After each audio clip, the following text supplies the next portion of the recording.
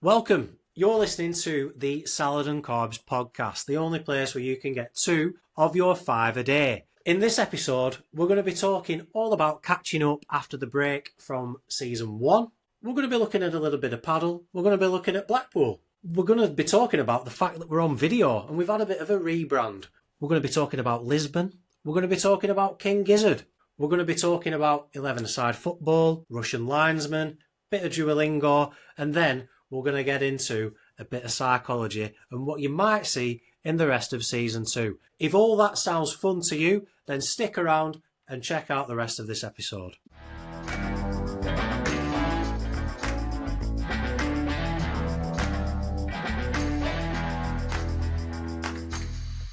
Hello. Welcome back to the Salad and Carbs podcast. I had to do the hello. I think maybe every season might start with this, who knows? But we're back. We are back. It's been almost 3 months since we recorded that 3-day back-to-back stint of episodes that finished out season 1. How are you, Carbs? Sat there in your Blackburn Rovers shirt? I'm good, yeah. Thanks for asking from you asking me in your Burnley shirt. It looks like previous season's one. It is last season's, yeah. Yeah, yours is a bit more fresh than mine. I'm not a fan of the new Macron kits that we have, so I tend to stick with me Umbro ones, bit better fitting. So, but yeah, to answer your question, I've been fine. Do you need me to fill you in on everything I've been up to over the since we've last on at all? Or? We might cover some of that, but I mean, for the listeners, you might want to divulge what you've been up to in the past week, what you had for your tea. Is there anything major that you need to fill us in on? Yeah, so to answer what I had for my tea, I actually had this thing that I bought from work. So at work, there's a guy who orders some butties in, and it's like street food in Mumbai, and it's called, I could be butchering this, and I know there's going to be a listener, at least one listener that knows exactly how it's pronounced who may correct me on this, but it's called Wow Rapao, I believe. And think of it of like a dab tea cake. The potato is spicy. It's got herbs and spices in it, and you've got these I don't even know what they're called. There's these dry orangey bits that go on the butty as well, and it's pretty good. And I ordered one today for the first time at work, and usually people just eat them at work when they've ordered them. I was like, I'm taking them home. I'm having them. I've just been supermarket. I don't wanted them after I come back from shopping at Murray's. Other supermarkets are available, of course. And I've got all BBC on you now, haven't I? I listen to too much Radio 1, I think. So yeah, I've had that. In terms of what I've been up to lately, I actually played Padel for the first time. Not was it the Sunday just gone? Played Padel for the first time. So a friend of mine sent me a message, randomly invited me to play. It's a game that me and you have spoke about that we should give a go as well, isn't it? So I've played it. It's good. It's a good game, and I want to go back again. So it's pretty good. I'd advise it if you're up for that. Yeah, absolutely.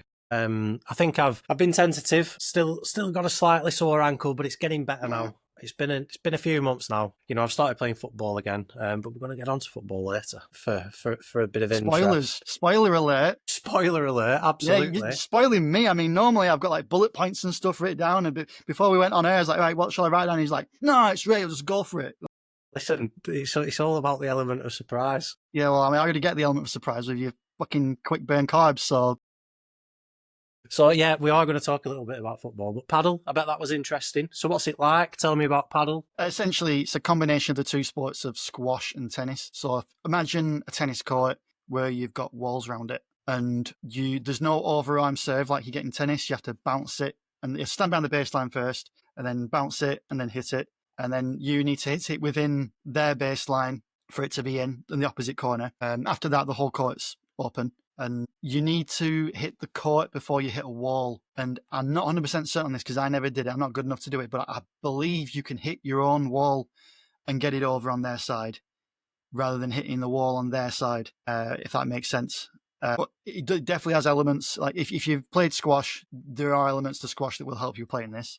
If you played tennis, definitely elements of tennis that help you play this. The racket doesn't have strings on it, but it's a similar size. If you're someone that likes to if you're a tennis player who likes to rip your strings up on the ball and get some topspin on it and slice and all that kind of stuff, it's going to be a lot more difficult because you're talking about a flat wooden surface here and there's no strings to really grip around it and spin that ball. So that's one of the major differences I noticed because when we were just doing the warm-up, I was hitting it here, there, and everywhere apart from in the court.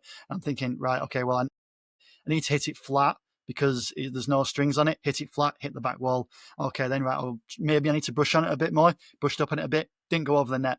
So there's like a fine balance. You need to get a feel for it. There's definitely a fine balance. And I think playing tennis, being used to the feel of a tennis can halt you a little bit at the beginning until you get that feel. Okay. So.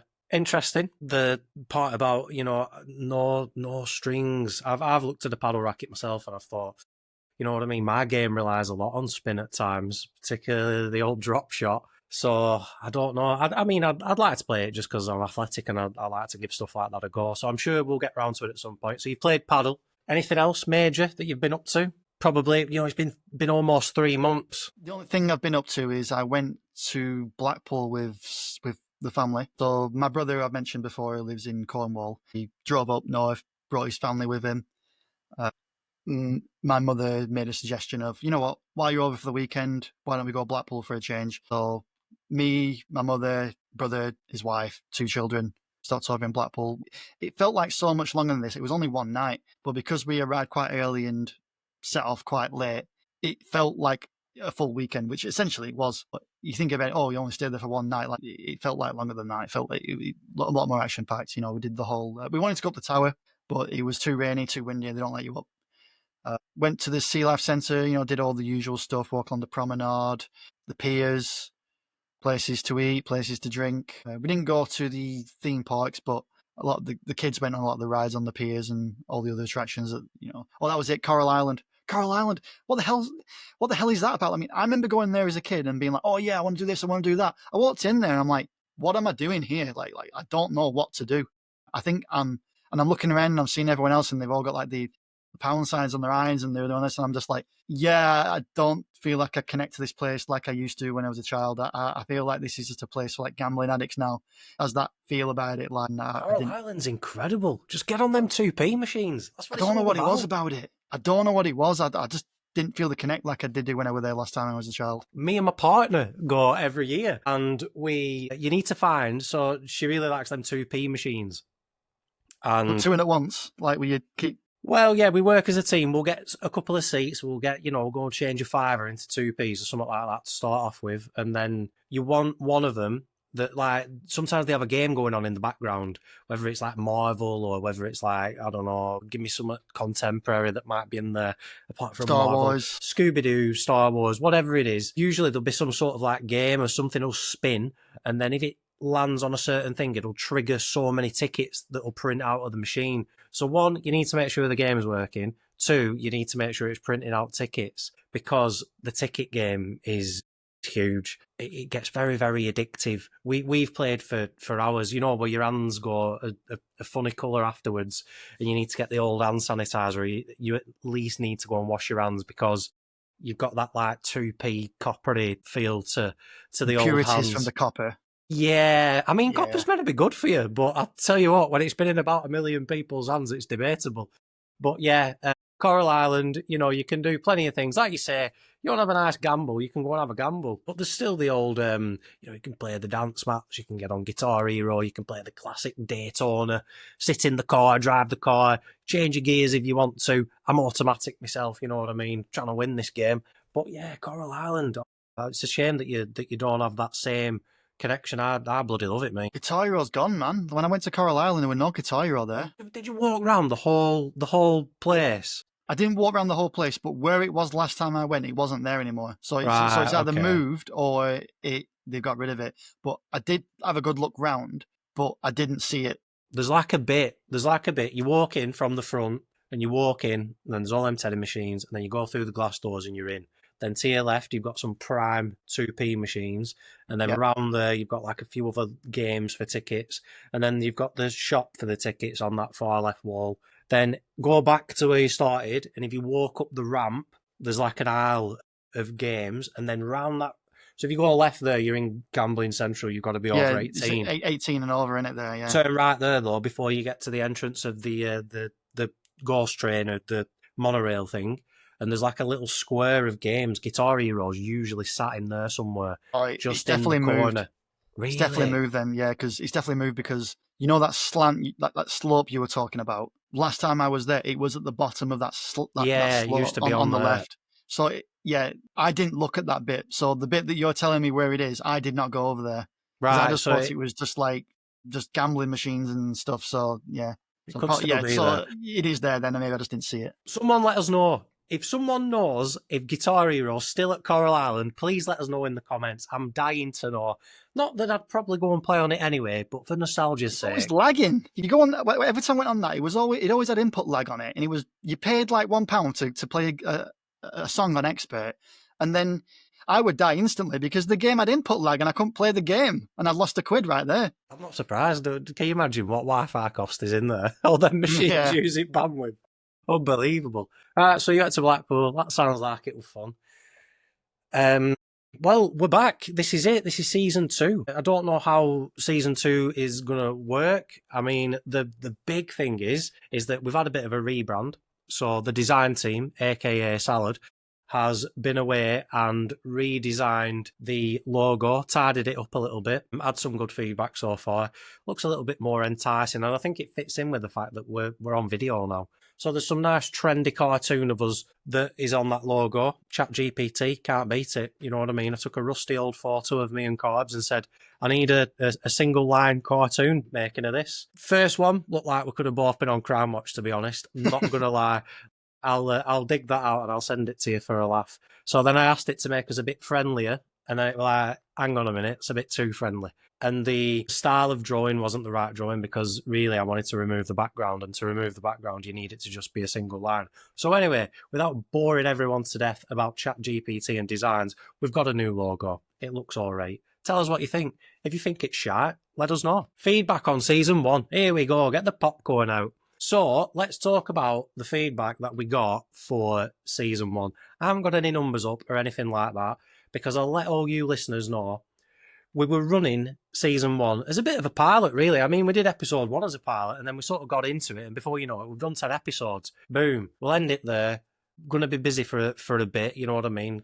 Got things in the calendar, but we managed to do a season. And me, in my infinite wisdom, decided to run it off one of my own email accounts. And the thing is, this is not just an email account that's like a burner account, you know what I mean? Everyone's got 46 different Gmail accounts, depending on what alter ego you be in that day. But this one was one of them that's like car insurance. You know what I mean? A fair few life things were in there. So instead of like giving Carbs access to like portions of my life, we've actually got our own email address. So if you don't want to leave us a comment on Spotify comments, you can leave us a comment in our inbox, which is saladandcarbs@gmail.com. And there's a bit of a story that goes with this.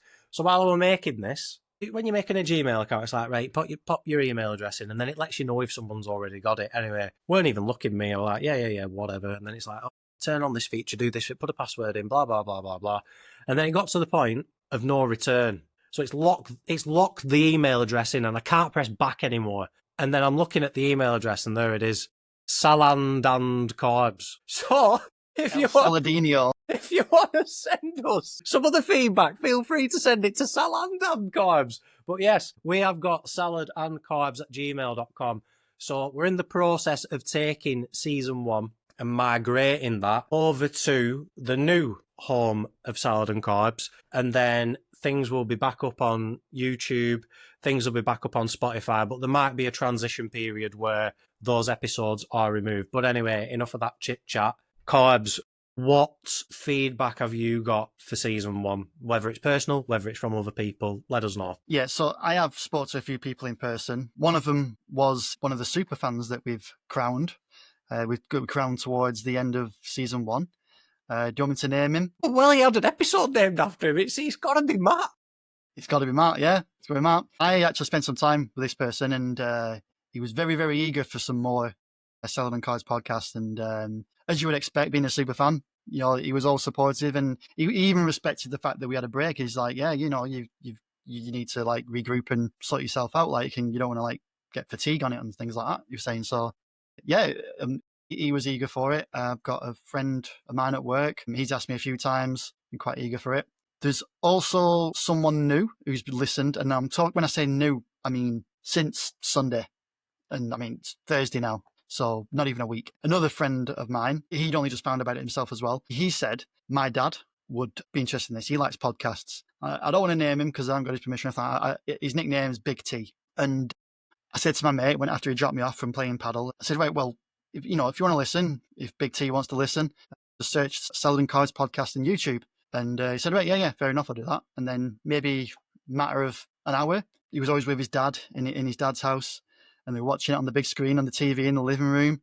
And he's recording his dad just sat there chuckling along and like just looking like he's enjoying it. He's engaging with it, and he likes podcasts. So I think it was always up his street anyway. But it's good just to have someone else who just enjoys listening to you, doesn't it? One thing I will say as well about Big T is that he's going through a bit of a tough time at the moment because he's recently had an operation. So Big T, if you're watching this, listening to this, wish you all the best. Hope you're getting on great, and can't wait to see you again. And I hope you're enjoying the content as well. Big T, gonna give you a shout out. Don't really know you, but thanks for listening, and hope you get well soon. Do you have any feedback at all? Have you spoke to anyone in person? Callum, have you spoke to Callum? Callum who? Is that the guy, the Watford fan? Callum. Yeah, I have spoken to Callum. Callum is very keen for us to. Hiya, Callum. Hiya. Callum is very keen for us to crack on with things. I think Callum was probably one of the keenest ones. I really like the content, like the banter that we have between each other, the way we approach topics, the energy that we have and stuff like that. I mean, that dynamic's probably going to change, or will it change? Will it get better? Who knows? You'll have to let us know. But from various people, always wanting to hear the next episode, wondering what we're going to talk about next, when's the next one going to be recorded, all that sort of stuff. The majority of it was positive. I mean, there were some people who felt that like the longer episodes were a bit too long, and then there were some people who thought like the shorter episodes were a bit too short. Well, what can I say? Like, we don't really plan how long an episode's going to be, and when I get round to editing it, I tend to like try and keep as much of it as natural as possible. If there's a lot of like, some of it might be boring or filler or whatever, might whip a bit of that out, or we might make a mistake and I'll take that out. But to be honest, like a good 90% of the content makes the final cut anyway. We're trying to not have it to be 3 hours long. There's some podcasts I listen to and they're hours long, but I don't listen to them all in one go. You know what I mean? Like it's not like the cinema. You don't have to sit there and watch it all. It's just a podcast. It's in segments as well, isn't it? Like, yeah, it's in sections as well. Yeah, when you hear the music, it's a break. Go on, press pause, go and have a quick run, stick washing up on, whatever it is you're doing. Drive to work, come back from work, whatever. Make it fit round you. But we're here to just make the content that we feel we're happy making, because I think that's how you're going to get the best out of us, really. So, yeah, I think the majority of it was really good. I mean, I've got a lot of feedback for myself, but that's just me, you know what I mean? I always think stuff can be better. I'm a bloody nightmare for it. Ask my partner. But one thing I've noticed is my audio quality.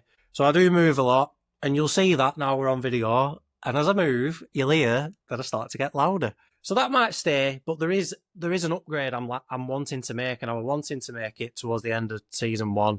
And basically, I've got two devices. One's an older device, and one's a new device. And I've got an audio interface that I would like to use, but the Thunderbolt connector is old, the old style for the old device, whereas I need one that will fit into the new device. So at the minute, I'm using a USB microphone, and it does the job. You know what I mean? But I'd love to get the audio interface out and actually run one of my bigger mics that I'd probably do vocals on, to be honest, and see what that's like. And then the other one is swearing as well. So I did get some feedback. They were a funny one. Got some feedback off someone. I love this story. I want to hear it again.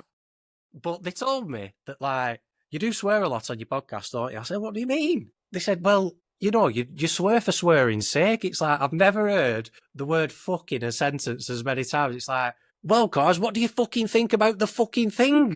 Fucking listen to it back. And I've sat there like, yeah, I probably do swear a lot, to be honest. So I'm going to try and curb it. But there you go. People who like a bit of cursing, I've got it in early, but I will swear now and again, when the mood takes me, but I am going to try and rein it in. You know what I mean? It's not like I'm trying to get on CBBS or out like that. The content probably still will be explicit, but to be fair, I'll try and pack in the swearing. I think that's probably bringing us up to a break, but it wouldn't be a break without a Kit Kat. And by a Kit Kat, I mean a bit of quick burn carbs. So look at him shaking his head. He already knows it's coming. Oh, I didn't get a script. I'm in the dark, but he knows. So here we go. Mystic Meg, quick burn carbs. You've got 20 seconds to tell me all about Padel. Padel, right, okay. Padel is a racket and ball sport with a net in the middle. It's similar to tennis. You hit the ball back to the opponent on the other side of the net. But in the game of Padel, you've got the walls and the panels. There's the fencing as well. If you hit the fence on a serve, it's not a valid serve. And it's really fun. I recommend it. Thank you very much. It's very, very difficult to listen to what you're saying while I'm trying to do the countdown. But it's very difficult to say what I want to say when you're doing the countdown as well. Well, we do the best that we can do under the circumstances. You'll do anything you can to put me off and make things more difficult for me. Trust me, I already know this. It's good to be back. You're listening to the Salad Carbs podcast. We'll be back after this break.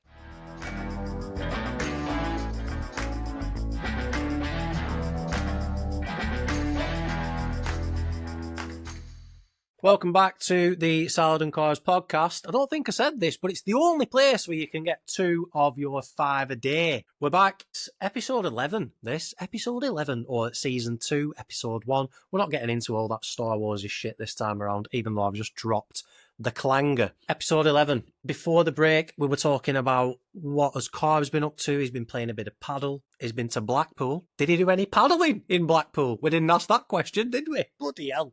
Too busy looking for Guitar Hero in Coral Island by the sounds of things. But then we talked about a bit of feedback on season 1 that I swear too much. And I've already, I've already effed and jeffed probably for the episode, if I'm being completely honest. I've had a bit of a rebrand. And as you can see, we're on video. Then we had a quick burn carbs, and quick burn carbs was all about paddle, which was rather nice. And I'm looking forward to actually listening back to this episode so that I can actually learn what was said in that quick burn carbs. But here we are. It's the next section, carbs. Yeah, I've got, some catching up to do with you, basically. In a previous episode, and this one's fairly fresh to me as well, because I do go through some of these episodes looking for short form content, etc., like sound bites and stuff. The one that I did most recently was the one where you were talking about how you were going to go to Portugal. I remember we were trying to cram like 3 episodes in, get 3 recordings in 3 days before you flew away to Portugal. Obrigado. And I want to know how that holiday went. Like, first of all, did you have a good time? Yeah, it was good. Thank you. So when I went away, I think I was doing I went to Ireland because that's where my partner lives. And then we set off from Ireland and we went to Lisbon for, I think we went for 5 nights. And the plan was we went to watch King Gizzard, who we spoke about in the music episode. And we'd booked tickets to go and watch them. So it was like Sunday, Monday and Tuesday night. And we arrived on the Saturday night. And this was the Saturday night that Sporting Lisbon had just won the league. So we landed and got a transfer to our hotel, and traffic was absolutely jammers. There were so many Sporting Lisbon shirts outside, and we were in the car with the driver, and things were a bit quiet, you know what I mean? And I hadn't plucked up the courage to get the old bomb deer out, a good day. So I noticed that obviously things were chaotic outside. So I got the old football chat out, didn't I? Said, Sporting Lisbon, what's happening? Oh, they've won the league. Oh, really? Victor Gyökeres, what do we know about him? What a great man. What a great man. What a legend. Victor Gyökeres, that were it then. Window were down. Gyökeres! Scarves were being swung round. It was brilliant. It took a long time. Probably what was a 10-15 minute journey took almost an hour. But just one of them, you can't do anything about it. And 2, it's just nice to witness, you know what I mean? It's not often that you're going to land on a Saturday night and they've just won the league. And in Portugal, and I guess in Spain and probably other European countries, they celebrate that night. So they just played, and then the buses were being hauled out and they were going downtown, and all the fans, it were almost midnight, and everyone was out. So that was really cool. And then we were straight into it then. It was Sunday, gig, Monday, gig, Tuesday, gig. But we had the aim of getting some posters. So King Gizzard do limited runs of posters at gigs. And this was one of probably the main reasons that we went on the trip, because my partner had bought me the book at Christmas of the artist who does the posters. He'd made a limited edition book of all of the posters. And then she asked me, have you ever had a poster? And I said, no, never been able to get one. So let's go and watch them and let's see if we can get one. So anyway, we went to get a poster. They weren't playing till 8 p.m. and we walked past the queue probably about 12:30, and there were 2 people there. So they were probably officially the first people in the queue. So we had a little wander. We didn't go too far. And then by about 1:30, it was, we took our spot, and then people started arriving. And then we did the long slog, and we took it in turns to like get up and have a stretch and, go for a drink or go to the loo. She went for a meal on her own, then came back. I went for a meal on my own because we were in that queue for 6.5 hours. And it was, it was long-winded, and we met some very, very interesting people along the way. And I must say, like, they're pretty cool people, are King Gizzard fans. Like, across the trip, I was bumping into people, and I had a King Gizzard shirt, like a different one every day. And when someone had seen me, whether it was in the cathedral, whether we were having a meal outside together, wherever we were, they'd give you a little tap, and it'd be like, oh, buzzing, I'll see you tonight kind of thing. And I just thought, that is so cool. Like giving us free stuff. I was taking a picture with her. We're having a meal on the night of the 3rd gig, and these Americans walked past, and they're like, "Oh, you're watching the show tonight? What a beautiful picture that is! Here, let me give you this stuff." And they like just give us all these King Gizzard stickers. They were like, "No way!" Just really, really cool. So anyway, we got the posters, armed with a poster tube, plastic poster tube. So apparently it was going to be 1 each. But we managed to get 2 each. So we got 4 posters, and we managed to get numbers. So in the corner, there's 6, 7, 8, 9 of 150. So they are currently in my bedroom, in the respective tubes for a later date. But we got the posters. The artwork was really cool. That was nice as well. So it got dropped on Instagram while we were all in the queue. And then everyone was like, "Whoa!" And then they were looking at it like, "That's sick, dude. Like, look at that. Yeah." Obviously, I said it in a more Lancashire accent, like, "Yeah, it's all right, that, isn't it? Yeah, smart, that." Banging that, cracking. Belter, that. Belter. But yeah, we were chuffed. We managed to get it. And then obviously we'd been in a queue for 6.5 hours, whether that was stood up, sat down. So we survived about 8 songs in the not the pit, but sort of like we were in between 2 pits. It were weird. There were one behind us and one in front of us. And then my partner got tired. To be fair, I was tired as well. So then the venue was cool. It was a converted circus. So it was like a bit like a coliseum. So there was a big circular floor space, a big stage, but then around the floor space, there were like seats. But you could just walk off and get in the seats. Like there were no barriers. There were barriers, but you could walk through the gaps. So you could just go and take a seat if you wanted to, but it were packed. It were absolutely rammed. There were 4,500 people in there that first night. So we sat it out for the rest of the gig, and then we got a scooter home. But it looked like you had something to say. No, honestly, I didn't. It's about the pen thing, weren't it? The classic. Yeah, so we've got this thing between us. Yeah. When the pen comes out, it looks like someone else wants to talk, but you've been let in on that secret now, audience. But he doesn't have anything to say. So what I will say is that I have this tendency when I'm listening to it, I'm getting into what you're saying. I tend to just like suck on my pen like that. That's all I was doing. But because we've now got this thing where, like, it's like, don't want to be like, we don't want to be like pointing like when doing that. It's like that we can like, I realized I started doing it. I'm like, oh shit, I need to put that away or else he's going to think I want to say something. And then you went to him like, oh shit, he actually does think I want to say something. So, but I mean, yeah, I'm glad we've cleared that up then with the now viewers for this podcast. Yeah, we've established it. But yeah, that's how we work things. And obviously you could never see that before, but now you can. So, if the pen comes out, someone wants to talk, but I'll continue. So I think we got out the venue. So we'd got the posters and we put them in the cloakroom, and it was like €2 or something like that. And I thought, for the sake of it, just get them in the cloakroom. We'll get them afterwards. After the gig, 4,500 people are also trying to leave and go to the cloakroom.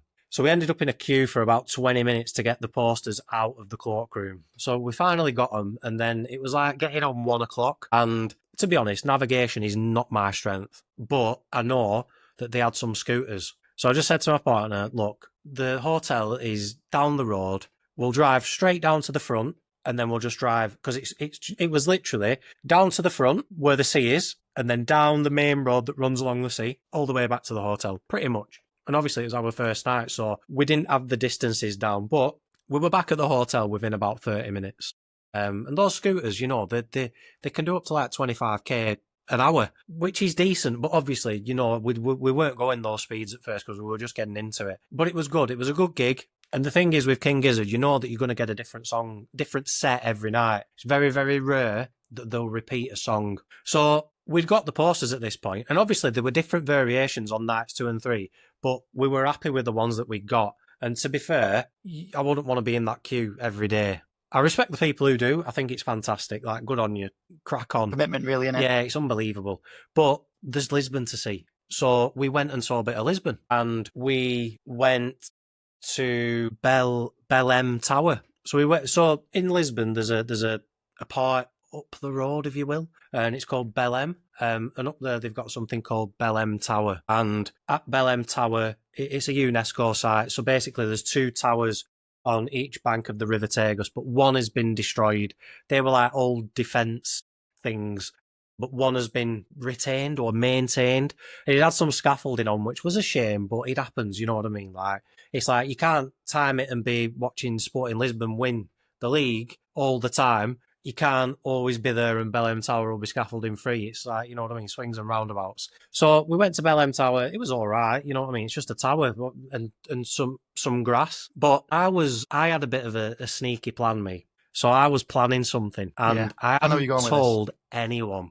But I'd been shopping for an engagement ring for my partner for a while, and I thought, where else better to do it than in Lisbon?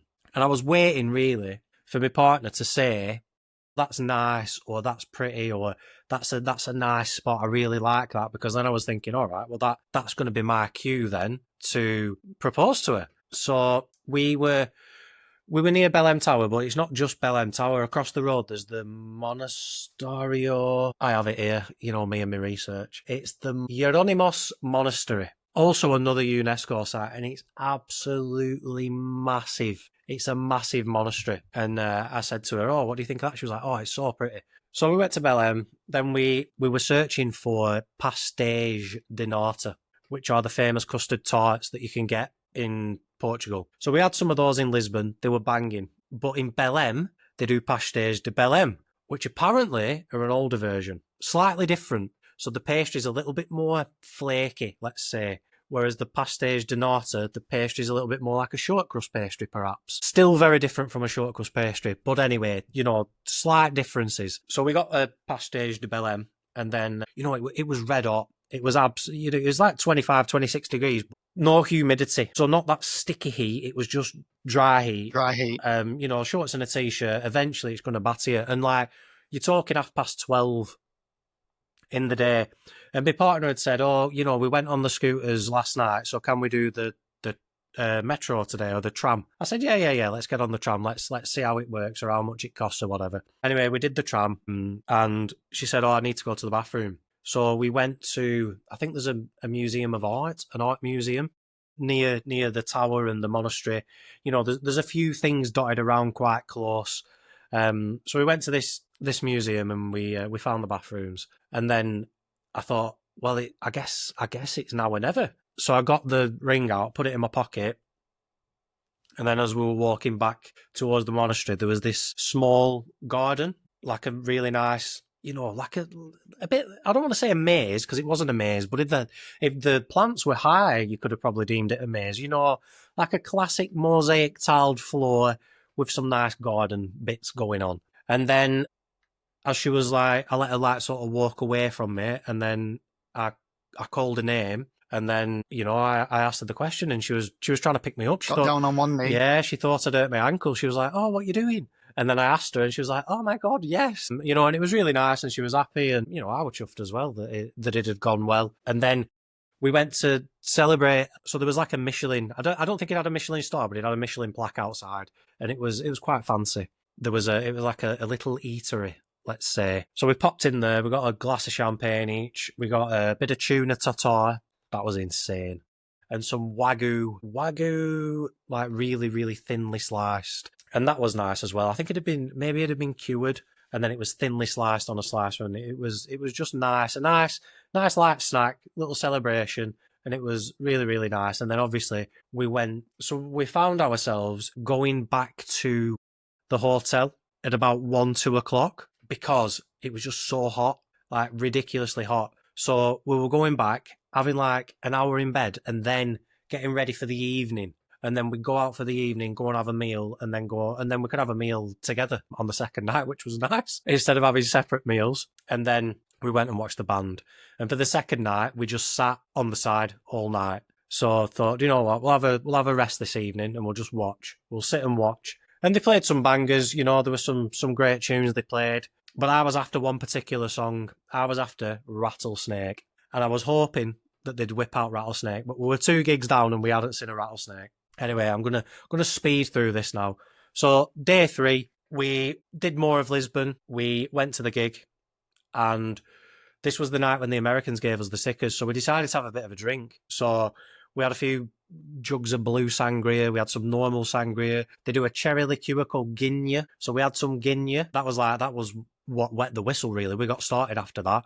Then we went to the gig, and then it was like, we'd both been to this venue 2 nights in a row. We pretty much knew it like the back of our hand at this point. So she said to me, look, I'm going to go and sit down in the seats, but if you want to go and get involved in the shenanigans, you can do. I said, right, okay, no worries, let's do that. I said, but if, once I'm done, I'll come and meet you. Be sat here and I'll come and find you. Anyway, went and made loads of friends then, because I was inebriated. You know what I mean? I had a few. So like, hello, who are you? Oh, I'm such a body from Belgium. Nice to meet you. Come on, let's have a selfie. What's your name? Your name's Joao. Bloody hell, the real Joao. What's going on here? Where are you from? Portugal. Brilliant. Met Americans, all that sort of lot. Met my man Vlad. Vlad, if you're listening, I doubt you are. Chitajem. Privyet. I forgot the word for boy, but I'll learn it again. But that's another thing we could Russian. talk about at some point. Yeah, learning Russian. But Vlad was my main man for a good few songs, and they played Rattlesnake on the 3rd night, and it was absolutely incredible. Because obviously you're speaking to people and like, oh, what song do you want to see? What song do you want to see? And I was like, oh, I really want to see Rattlesnake. It was like the song that got me into them. This is my 6th gig and I've never seen it. And then they all pointed at the stage because they have like a visual, like a screen in the background, and there was a snake moving on it, and I was like, Yeah, here we are. I was like, no way. They were like, Rattlesnake, they're going to play it. And I'm getting shivers now thinking about it. And then they started playing it, and then my partner's texted me like, Rattlesnake. My word. It was actually incredible. And the rest of the gig were pretty good. And then it got to a certain point where I thought, right, I'm going to go and find her. And then I think we left early that night. We'd had enough. They played a couple of their electronic tunes. To be fair, I don't know, that's just one thing I think they need to refine a little bit more. They play the songs, but they get this massive synth table out, and it's a bit like watching Kraftwerk. And then they're all doing like patches and doing it's intense, and I appreciate the talent, but it's just not for me. So we left, and then the rest of the holiday was just pretty much, trying to see as much as possible. Went to a few different sites, trying out different food. Cod's a big thing out there. Bacalhau, it's called. Went to loads of like sports shops and seen all the Ronaldo stuff and Ronaldo Hotel and various Portuguese sports people, particularly footballers. We saw, like I say, we saw the monastery, the Monument of Discoveries. We went on a bus tour and a boat tour as well. Nice. So we got tickets for bus tour on one day, and that took us to like parts of Lisbon that we probably weren't going to get to on a scooter. We could have done, but you probably needed a bit more time. So we did a bus tour. That was nice. And then that included boat tour tickets. So on our last morning, we went on the River Tagus, and obviously it took us to places we'd already been to, but on the river, which was nice. So that was cool. Yeah, the pastéis de nata were great. They had this shop that made, so it was like a mash, a herby, cheesy mash mixed with cod, and they like made it into a quenelle, which is that like rugby ball sort of shape, and then it was like coated and baked, and they were like so crispy. They were €8 a piece, mind you. They were absolutely incredible. They were unbelievable. I could have eaten about 5 of them, but it would have cost me €40. So just had the odd one or two here and there. Like we had one day and we had to go back. But yeah, the food were great. The booze were great. The music was good. The proposal was absolutely unbelievable. The weather was great. The scooters, I think we did 80 kilometres on the scooters because that just became the transport of choice, because you can, if you see something you like, you can just get off and take a picture of it. You've got a little bit of freedom with the scooters. Like, yeah. But yeah, it was really, really good. Really, really enjoyed it. Thank you. Yeah, one thing I'll say is like, you know how you were talking about those rugby ball shaped cod mashed potato things? Is it in the same sort of like, because you loved it so much, is it in the same sort of realms of what you got for your tofu steak over in Japan? Because I know you had like 3 in one day there. Yeah, I'd say so. I mean, there were a couple of things that we went back and had more of. That was one of them, and another one was an ice lolly. So they had an ice lolly place called Pop Bar, and basically they just did an ice lolly, and then they sort of like dipped it diagonally in like either salted caramel or chocolate or white chocolate, and Was then it like your choice for like what you were dipped in? yeah, pretty much. And then, but it was gelato though, so it wasn't ice cream; it was gelato. And it came with like a little cardboard tray, that went on the stick underneath the. So then, when it were melting in the sun, it dripped onto the tray and not your hands. And I just thought that was genius. And they were just very, very good. So we had a couple of them fish cakes, and we also went back for those pop bars as well. But all in all, it was a really, really good trip. Like we covered a lot of ground, so a lot of different places. It was just a lovely, lovely time. And to be honest, I'd recommend Lisbon to anyone. Like it's quite well priced. Like you'll get a lot for your money. Like the exchange rate. I don't mean the exchange rate because obviously it's euros, but I mean for how many euros you've got versus what you'll get, I think it's pretty reasonable. Yeah, because you got like so many countries that use the same currency, but it doesn't necessarily mean things are the same price in every country. It's down to the individual country's economy, isn't it, a lot of the time? One thing I noticed as well, you talked about your tuna tartare. That couldn't help remind me of the time you were talking about your steak tartare. You were having some meal with some mates on holiday, and you had a steak tartare, and they're all like ribbing you for it, and you're like, no, I mean, if I wanted that, I'd have that there. Like that's tuna tartare. I mean, is this whole tartare thing? Is this something that you tend to gravitate towards, or because I'm hearing this quite a few times now? Well, I've only ever had it twice in my life. Oh, well, maybe not. You know what I mean? But we can look at any set of data and pull out any sort of meaning we want from it, depending on the cross section. But steak tartare. Oh, go on. I'm glad you mentioned that. So I was going to say, glad you mentioned that because there's something I want to talk about on. I don't know if you want to talk about it now or another time, but there's something called a confirmation bias, and it's that you can interpret any set of data depending on what you want from it, rather than looking at it objectively. I think. So that's kind of what you were talking about right there, isn't it? Yeah, we'll get onto that in. Yeah, we're on to it right now. Further episodes, but yeah. Anyway, I interrupted you then. Go on. You explain something about your tartare. The steak tartare, it's just raw beef and egg yolk and some herbs and spices and whatever. The tuna was the same, but this was a little bit more high end. So it was, really, really fresh and nice raw tuna, an egg yolk, spring onions, but it was served with I think it was might have been some quinoa, maybe, and wild rice. And some of that had been puffed up or baked or fried or whatever. And obviously we'd just got engaged, so we were a bit head in the clouds, and we'd had the glass of champagne, and obviously that would go into our head. So we sort of sat there, and then the guy came over and he said, "You do know that you need to mix this together to make it work." So he just got his knife and his fork and he just mixed it all together for us. Unbelievable. It was actually incredible. So fresh, and every mouthful had all the different flavour profiles and textures as well. So you had that crisp from the puffed rice. You had that nice, cold, sort of refreshing feel of the tuna. But then you had the richness of the egg yolk and then the zing of the spring onions. And it was just a really, really well put together dish. Proper enjoyed it. But I do like to think I'm a bit of a foodie. But so was my partner, to be fair. So it was really, really good. But yeah, that's... I've only ever had tartare twice, but you don't see it on that many menus. It's usually when you're in places like Europe where, the produce is probably good enough to serve it. The ingredients need to be good enough, don't There's they? no way I'm going down Tesco and buying a steak and going, yes, I know what I'm going to do with this. I'm going to make this into a tartare. Not a chance. You know what I mean? You'd have to be going to the farm and probably getting it as fresh as can be. Yeah, you reminded me a little bit of MasterChef. When someone on the show, they'll make a dish and they've got various things they've made for one dish, and then the judges come over, they'll just get one fork, bit of that, bit of that, bit of that, bit of that. Pop it all in their mouth, and then they're judging each individual thing simultaneously in one gulp. And I've always watched them. I've been like, yeah, how can you do that? I couldn't do that. But the way you were describing how you could sense all these flavors in one with this tuna tartare you were talking about, it's on the realms of sensitivity for your taste and all the other sorts of things that come with eating food as well.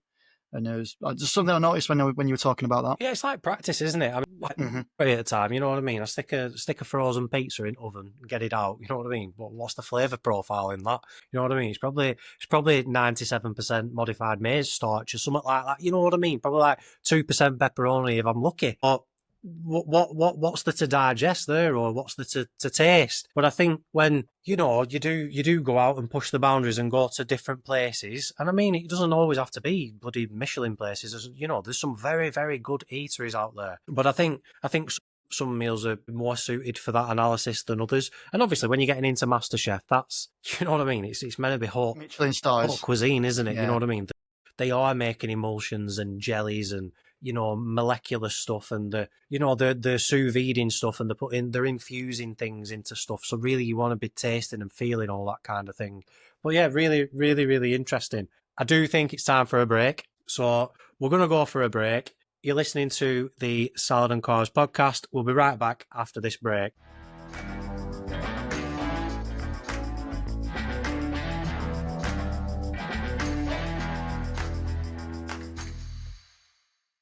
Welcome back to the Salad and Carbs podcast, the only place where you can get 2 of your 5 a day. This is episode 11. And before the break, we were having a lot of salad, really, because we were talking all about going to Lisbon.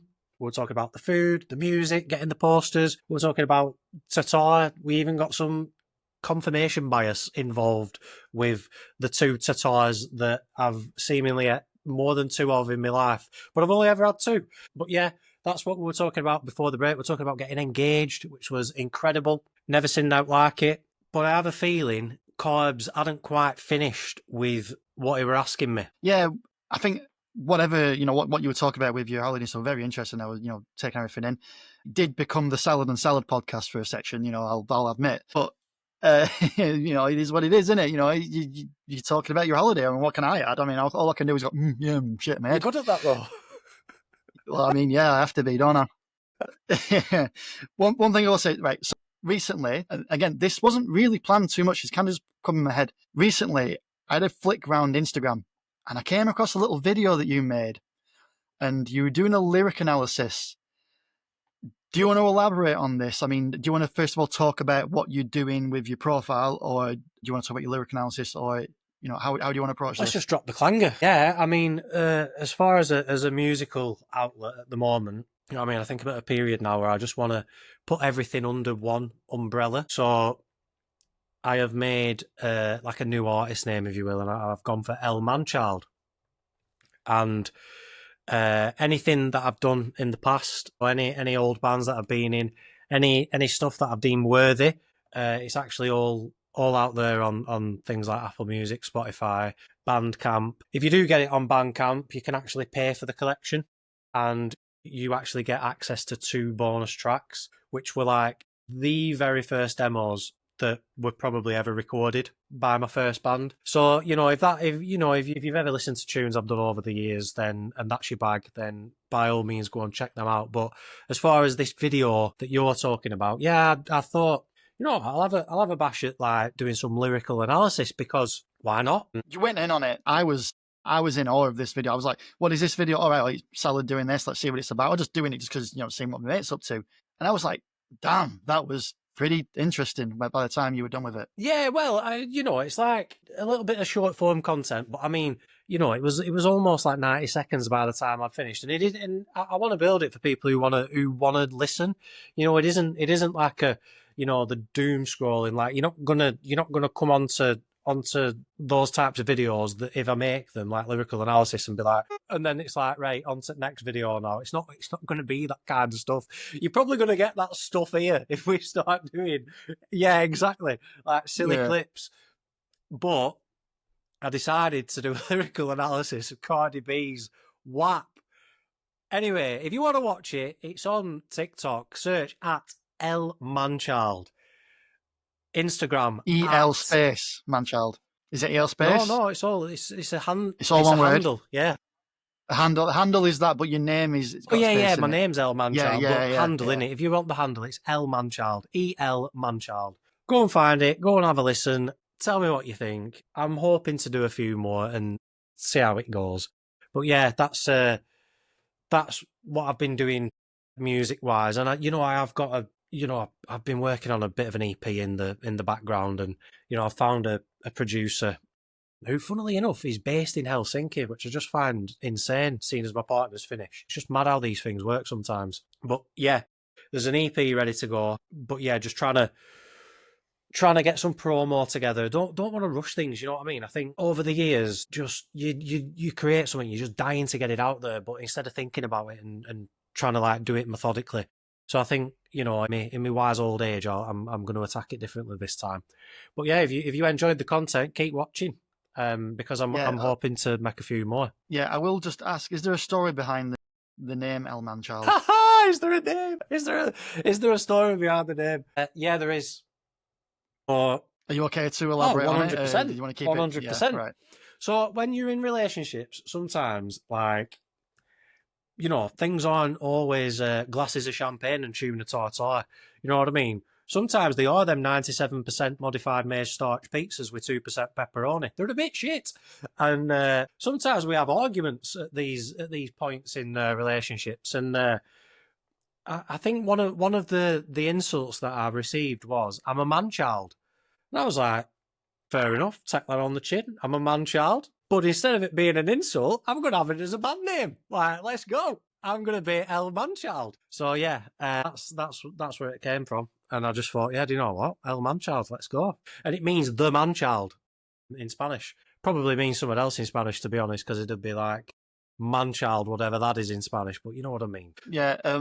One thing I'm going to say as well is that you picked a pretty interesting name for the time you did it as well. Because round about that time, there was a certain artist called Sabrina Carpenter that had just released a single called Manchild. I'll call it good research, good timing, you know what I mean? Whatever you want to call it. But you know what's hilarious? When you search Manchild on TikTok, all my tunes come up. It's actually incredible. Changing lanes at all. Oh, honestly, all of them. They're all there. All the tracks that are on Spotify. It's actually ridiculous. But yeah, just fortuitous timing, I think, that that Sabrina brought that song out. Cheers, love. You're gonna ride the yeah, wave. Who knows? Ride the I might wave if even it comes. analyse Sabrina Carpenter's Man-Child. Who knows? But yeah, very, very, very good timing, you could say. I would agree with that. Yeah. Do you want to go into a little bit about the WAP lyrics, or would you rather keep that on the video that you've got on your Manchild platform? I think, yeah, if you want to go and listen to me rambling on about WAP lyrics, go and check it out on TikTok, go and check it out on Insta, because I think that was for that. I mean, I'm happy to talk about it, but yeah. I'd rather. I do agree with you. I do agree with you. I think it's just hypocritical. Yeah, it doesn't. Very hypocritical. What's hypocritical? Well, the fact that, okay, I'm going to release these lyrics to say this, and I'm going to make loads of money off it. I don't mind young girls. I don't mind young girls listening to this, but if it's my young girl that's listening to it, no, you're not listening to that. Cardi B's rattled Carbs' cage. It's unbelievable. Yeah, like I say, I'm not, you know what I mean? If you want to go and listen to my opinion on it, go and check out the video. It's about 98 seconds long. Go and enjoy it. It's insightful. It's just my opinion on some questionable lyrics that, you know what I mean. I have a view on them, and I personally just think they're absolutely ridiculous. But yeah, moving on. Yeah, it's fine. I mean, at the end of the day, I see it from a business perspective, but I also see it from a very hypocritical perspective. And again, moving on, there was something I wanted to speak to you about to do with the Duolingo. So I remember, again, this is this episode that I've recently gone through, listened back to again for the sound bites and stuff. You happened to speak about how you did Russian on Duolingo. Now, at the time when we spoke about that, we seemed to be more focused on talking about what Duolingo's doing to kind of farm engagements, advertisements, all that kind of stuff. The gamifying of a language learning app. I remember ranting about it a little bit and saying things like, you know what, in order to keep my streak alive, I'm playing the maths course. And what's that about? I started the app to do language, to learn French, and I don't even do French lessons anymore. At the moment, I'm doing chess lessons. It's moved on even worse. And what's this for? This is just to keep me freaking streak. I'm an absolute slave to I'm just a slave to this app. Like, forces me. It's got me by the short and curlies. Like, it's forcing me to play it every day, isn't it? So anyway, that's the route we went down last time. This Russian thing, though, I think you touched on it a little bit. Is there anything you want to add to all about, about any Russian you're learning at all, or how it's relevant to, your life? Well, my partner speaks Finnish, Russian, Swedish, and English. So Finnish, I've completed Finnish on Duolingo, and I must admit, Finnish is a very, very difficult language. The grammar is the trickiest thing, but with Russian grammar is quite similar to English grammar. Just the letters are all different. Letters. It's the Cyrillic alphabet. But I've got to grips with Cyrillic a little bit now, and I've actually installed the Russian keyboard. I've got the Finnish one as well, but I've got all the keyboards on my phone. So now I can actually message my partner in Russian, and we're, just having a go at it, and she's sending me stuff, and I'm trying to decipher what it is that's being said, and then having a bash myself. So yeah, I'm a small way into my Russian journey on Duolingo. It is keeping the streak alive. Like I say, I'm probably doing 1, 2. If I do 2 lessons in a day, it must be a good day. But I'm usually doing one lesson a day just to keep the streak alive. Because really, like you say, it shouldn't really be about that. It should be fun, and it should be like, yeah, I want to. But I think for me, the fun ended when the schools hack went off. You know what I mean? When I were a school and I were my student or one, and up yours, Duolingo. You know what I mean? I've swivel on that bird. It was fun. I had infinite lives, and I could do it at my own pace, and I could. You know what I mean? I don't know how you're going to make money if I have to watch your bollocky adverts or whatever it is. I'm not your CEO, so I don't care. I'm just the end user. But I'm telling you, as an end user, your app was far more engaging, far easier to use. Don't need super. I just need infinite lives. That's all I need. Make me buy streak freezes. Make me pay for them out of my own pocket. I don't care about gems. I don't want gems. If you actually made those payable, if people had to pay to buy gems, to then buy streak freezes and the boosts, honestly, come and cut me a check, because your shares are going to go through the roof. I think you can buy them, can't you? I'm sure I've seen them in the shop. You buy them in bundles. What, for cash? Yeah. Really? Yeah, I'm sure that's always been a thing. Do you know what? Now to me, we're having a live check. This just reminds me of what happens in video games, though. I'm talking about games consoles. Yeah, microtransactions. So, in the game I play, Destiny 2, you've got 2 currencies. One's bright dust and one's silver. Now, silver, you have to buy with real life currency. You cannot get it any other way unless you just seem to be, unless Bungie just happens to just gift you some for whatever reason. Bright dust, you've got to grind it to earn it. Now, they both buy things like cosmetic things from the store. The bright dust can only get you so much. If you want the best stuff, you've got to put silver in. And it's similar to this in they want you to grind. Okay, there's not 2 currencies, right? But they want you to grind your tits off for playing the game, or they want you to put money into it. Either way, they're getting what they want, because if you're not putting money in, they're putting adverts in your face, and that is still making them happy. That's still keeping the business going. So there's that aspect to it. It's a similar thing, it's just in a different way. One thing that's come to me now, I saved your streak fairly recently. I remember spending 20 gems on your ass, and you sent me a text and it's like, oh, you saved me streak. Appreciate it. I was away. Yeah. I was on a work trip, and sometimes I struggle when I'm away on work trips. It's the last thing I'm thinking about. But yeah, I saw it and I was like, oh, what a guy. I've just checked Duolingo. No, you can't pay money for gems. You can't do it. So you pay money for the plan. So if you want super, you pay a monthly fee. It might have changed it. It might have changed its format, because I'm pretty certain when I first started doing this, you could go to the store, you could buy streak freezes, you could buy gems. That was part of it. It's like, oh, yeah, you run out of streak freezes, you either, get your hearts back and beat your streak, or if you haven't got time, then you need to buy a streak freeze. Fairly certain that was a thing. I mean, I haven't checked the shop in a while. Oh, yeah, gems, 1,200, $3.99. Where's this? 3,000, $7.99. That's a bad screenshot. Where are we looking here? Look at this live Duolingo checking. I turn the brightness down a little bit. Shop? Where's the shop? In the click on the gem logo at the top. Yeah, shop. I'm in the shop. Yeah, scroll right down to the bottom. Nah, none of this. No? None of this for me. No, none. Are you on iPhone as well? I'm on iPhone. Look, here we go. Look at this live. Look. Yeah, look at this exposure. Look at this. No, there's no paying. No. Well, no, right. So I guess we're getting 2 different experiences there here, aren't we? Right. So Duolingo CEO, don't need me check anymore.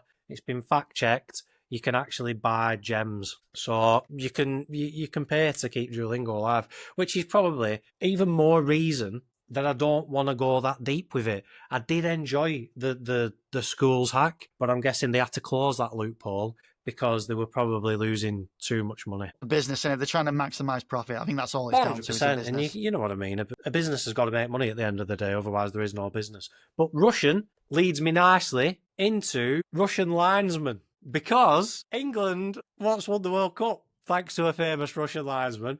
But we're not bothered about the famous Russian linesman.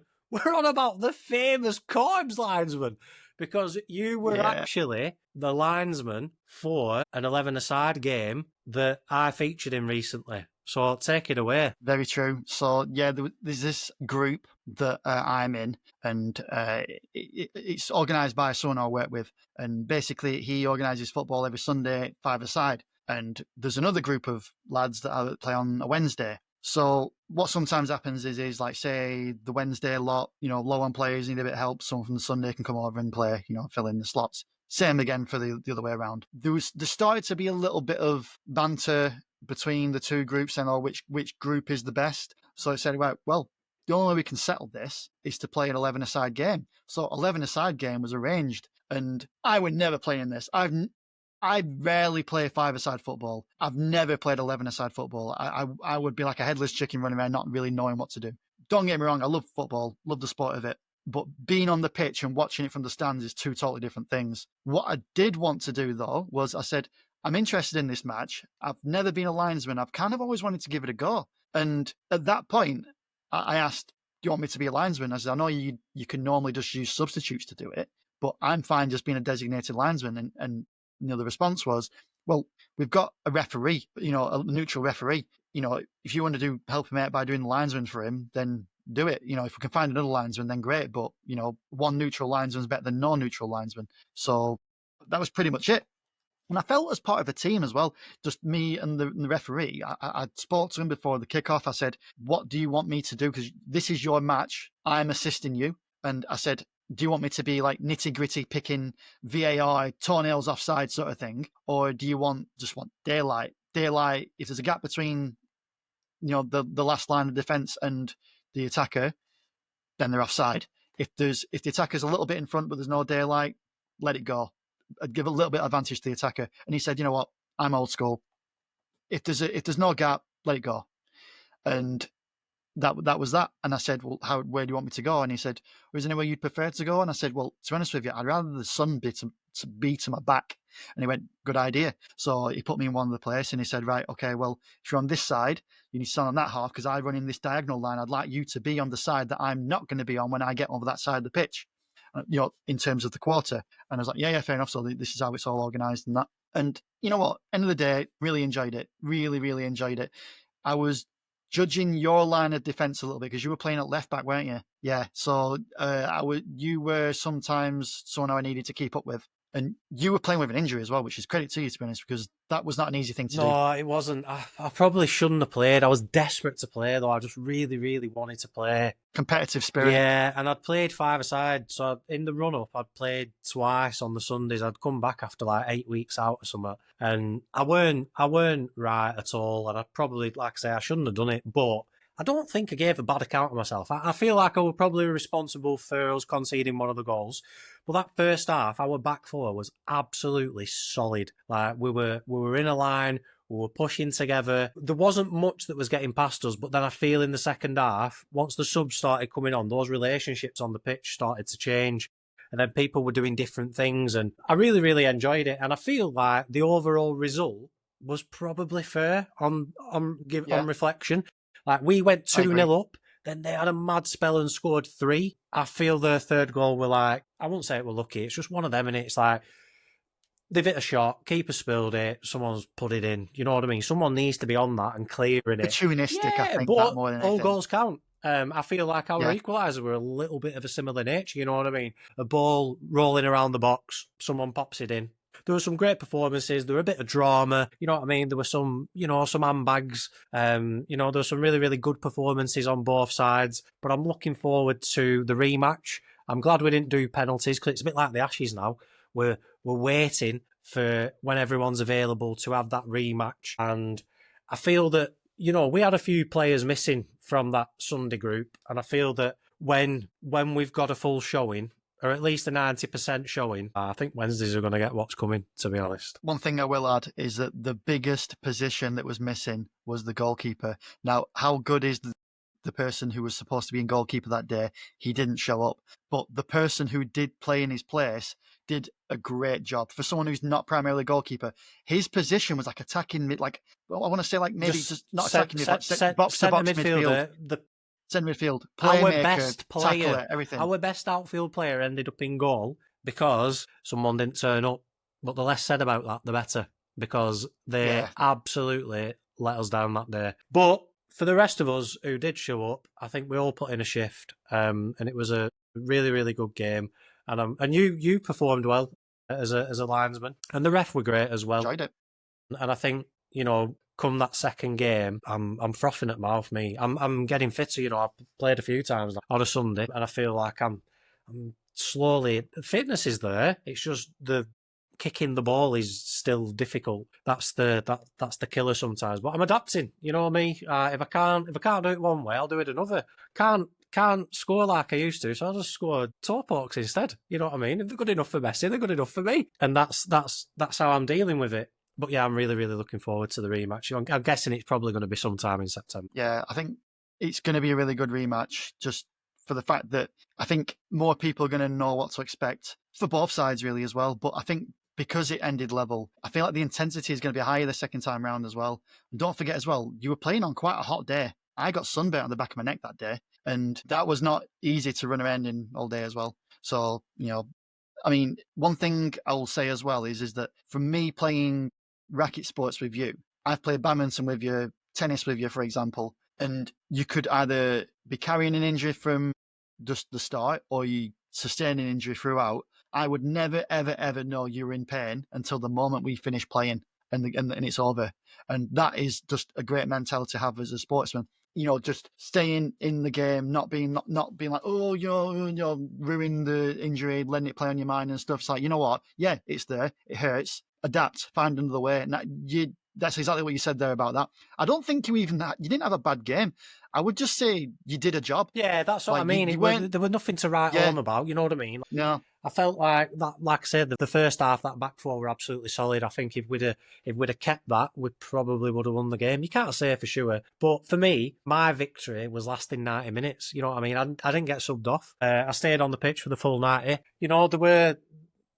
There were some good bits, there were some not so good bits, but I think, like you say, next time we've assessed each other a little bit, and I guess it's who's done the better reconnaissance now, like who's done the better scouting. How do we then nullify those threats? Because we know what each other's about, and because everyone knows each other, there's not really going to be any surprise elements. Like for me, there was, because I'm not really, you've brought me into this group kind of thing. So for me, seeing a lot of this Wednesday group was new for me. Imagine when we get Bobby up front, honestly, unbelievable. It's like, strength in depth, isn't there? I don't even know how to use a football analogy. Your brother in the middle, he had a cracking game. Unbelievable from Caesar. He absolutely smashed it. He absolutely smashed it in midfield. But yeah, it was good. But looking forward to the rematch, and I feel like it's probably time for a break. You're listening to the Salad Carbs podcast. When we come back from the break, we are going to discuss what you might see in the rest of season 2. We'll see you after the break.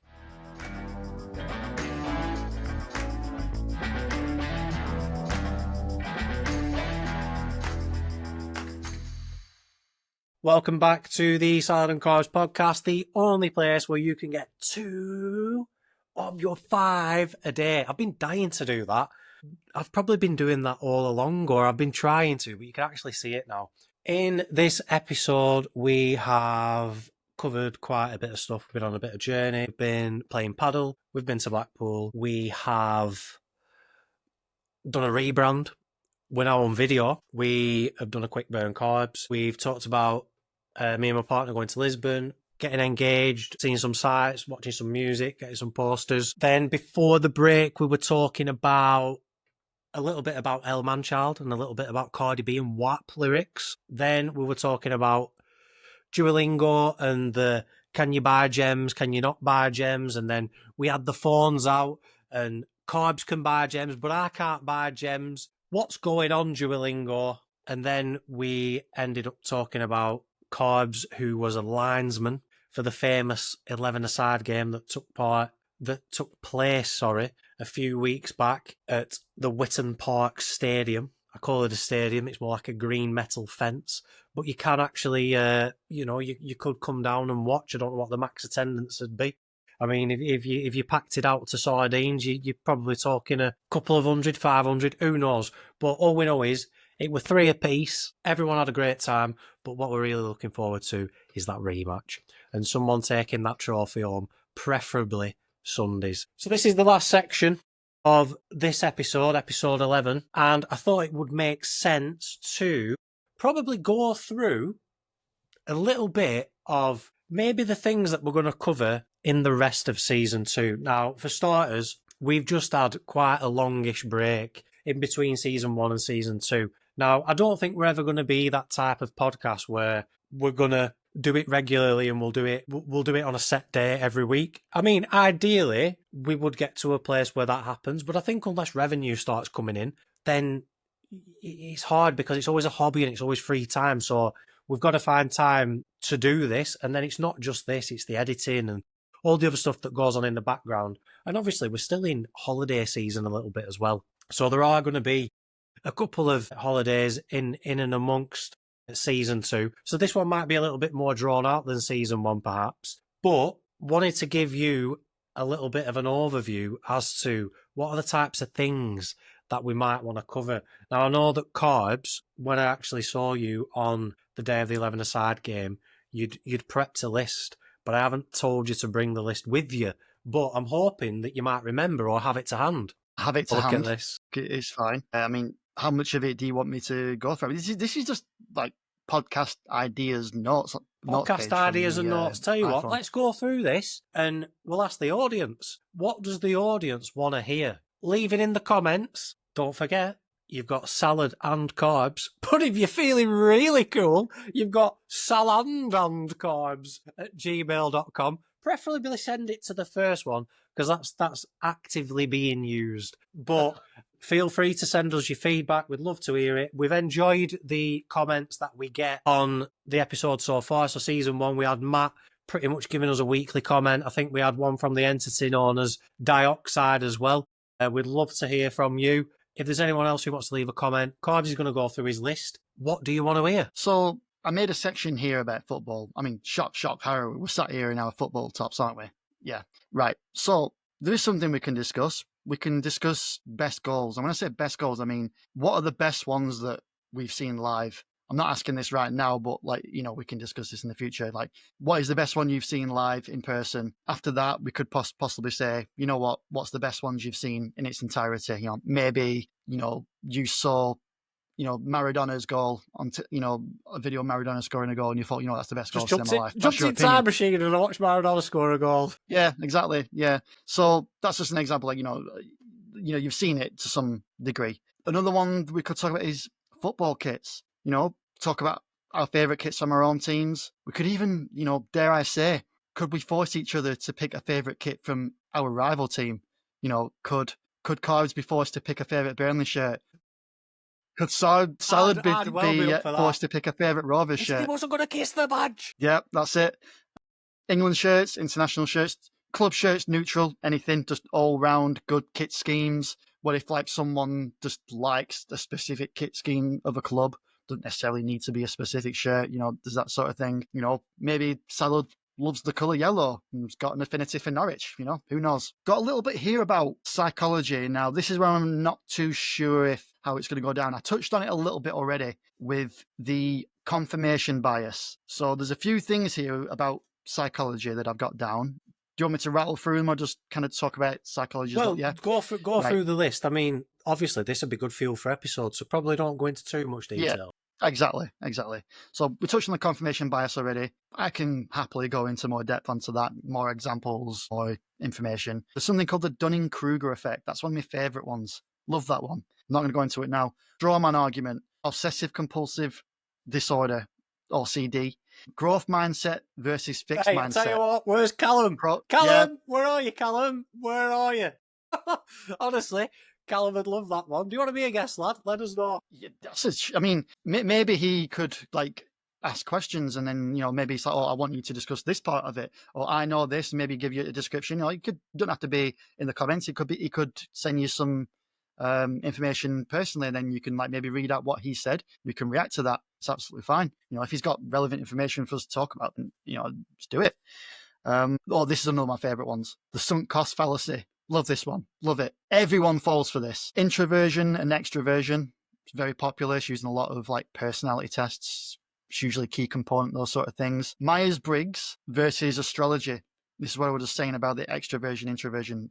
That is in the Myers-Briggs. And astrology, is based on what date you were born in, like what stars were around you when you were born. Myers-Briggs is centered around how you behave as a person. So people have different opinions on which one they prefer. Opportunity cost. That's an interesting one. Occam's razor. Like this nice logical way of thinking sometimes. Godwin's law. Talk about human behaviors. So a lot of people like to talk about narcissists these days, but what are they really talking about?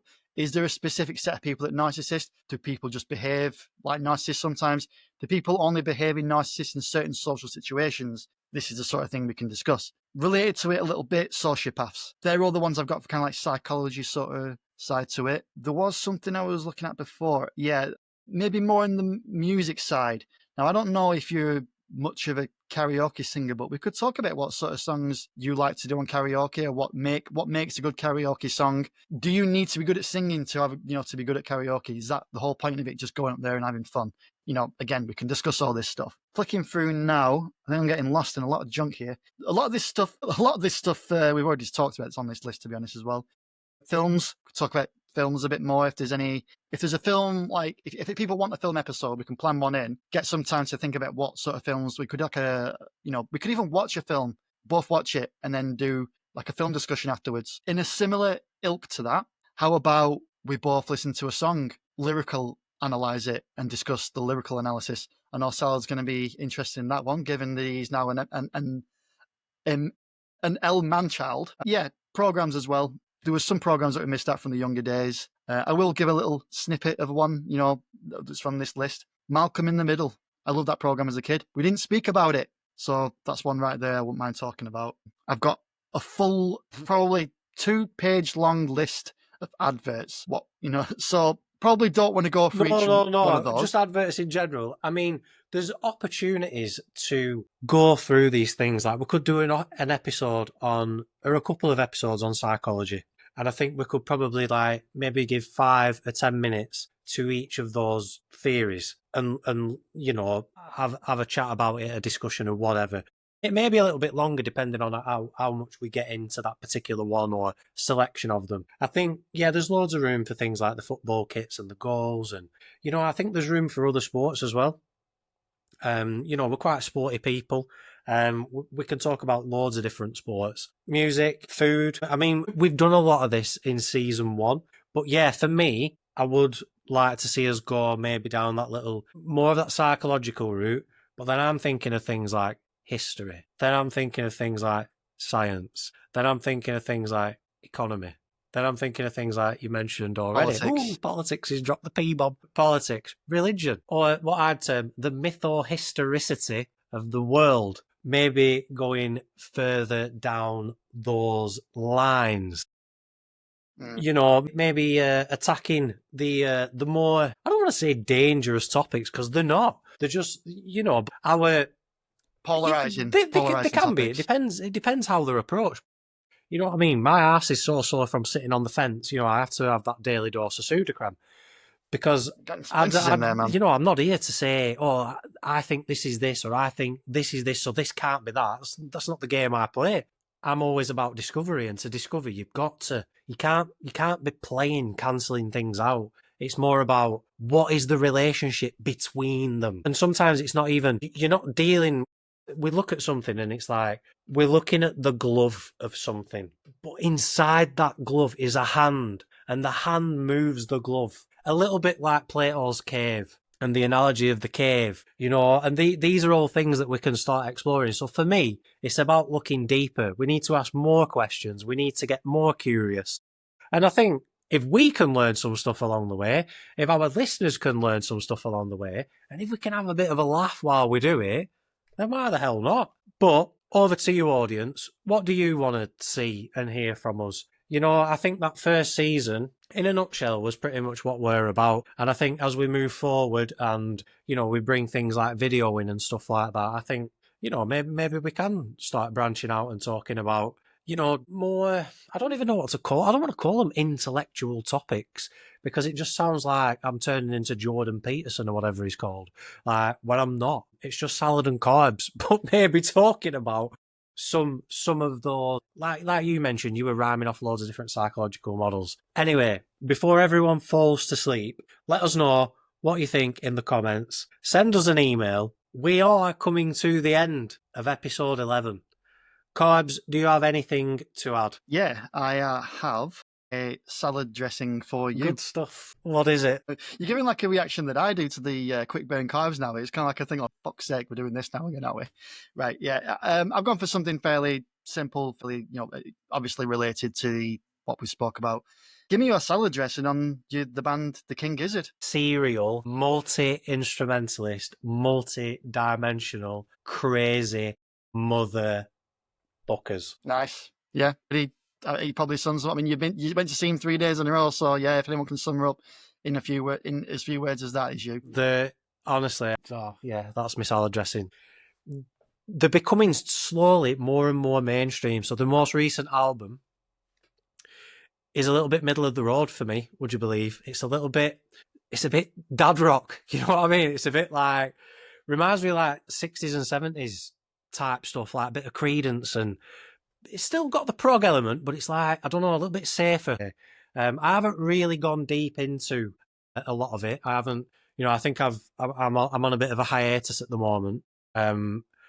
I'm still listening back to, because they recorded the gigs, so you can just go back and listen to those 3 nights in Lisbon, and it's just incredible. But I do think they are becoming a little bit more mainstream, and I found something really, really cool, actually. So they've invited, so there's a group, I think it's called Songs for Kids, and basically it's a group of like kids who have got various disabilities, and King Gizzard have worked with them, and they're taking them on tour with them. So like, there's a video on YouTube, and you can find it. Just search King Gizzard Songs for Kids, and then, you know, they're set up on the stage. They've got all the instruments out, and then they're just there and they're just playing with these kids. And I just think it's so cool. You know what I mean? It almost like makes you want to cry. Like, it's just so fulfilling. And it's like, when do Arctic Monkeys do shit like this? When does Cardi B do shit like this? You know, I feel like Delia Smith, where are you? Let's be having you. Whereas these guys... That's a perpetual joke, isn't it, on the Salad Carbs podcast? Whereas I feel like these guys, it's like, no, do you know what? I love it when people give back. And it's not even half-assed. You know, all the gear is there. They're happily singing along. And these kids are just having the time of their life. And they've given them a song to learn, and yeah, it's pretty cool. So they went up in my estimations as if they could get any higher. But yeah, that's my closing thoughts. Do you have any? So one thing I will add is that you told me to listen to the Grim Reaper, and I still haven't done it. It's on my watch later list on YouTube, though. Yeah, watch later after 30 videos on that. Pretty much. You're joking, but that's what it is. I'm not joking. That's not how it goes. That's fine. Don't worry. I'm sure you'll get there, but you will enjoy it. You'll enjoy Grim Reaper. Yeah. Anything else to add before we wrap up? It's good to be back. That's all I'd like to say. Thank you very much for joining me, Carbs. It's been a great episode, and thank you very much to you, all of the listeners who have hopefully come and joined us for this soiree into Season 2. You can see us on YouTube now, and you'll be able to see us hopefully on the screen. And if you are listening on Spotify, don't think the video will be available on there. We'll have a look into it. We'll have a see what happens when we edit this episode. But this has been the Salad and Carbs podcast, the only place where you can get 2 of your 5 a day. Sayonara. Bislemma.